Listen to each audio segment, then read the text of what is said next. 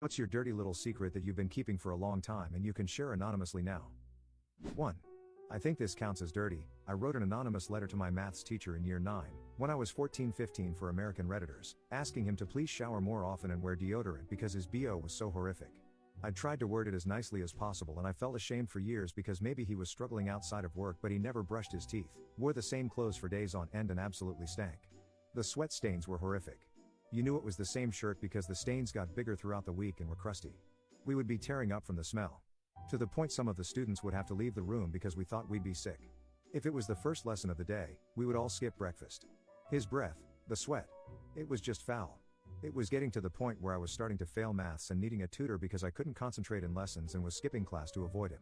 I can't believe the faculty never approached him about his hygiene. It was honestly horrific and the worst I have ever come across. I had double maths every 2 weeks and would dread it.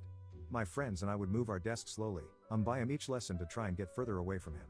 He did take the feedback on board because he started showering and wearing deodorant, started changing his clothes and stopped smelling so badly. Maybe he was depressed, and couldn't tell how bad it was.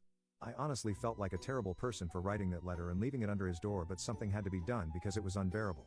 I still feel like a horrible person years later, nearly 20 years later. So much guilt, but how bad that a student had to do that to try and make a change. Am I a bad person? 2. Once upon a time the company I worked for gave me a like $500 gift credit card. It's kept allowing me to purchase items with it even once it was over its $500 limit. I ended up spending $8,000 on it before I cut it up. Nothing else ever came of it. 3. I didn't cheat on my ex, I just let her believe it so she would get out of my life quicker and take her scummy circle of friends with her. 4. I was the one who wrote the dirty word on the mirror in high school. They had a whole ass witch hunt trying to figure out who did it. The teachers threatened people, they questioned us, they went through our bags to find the offending lipstick.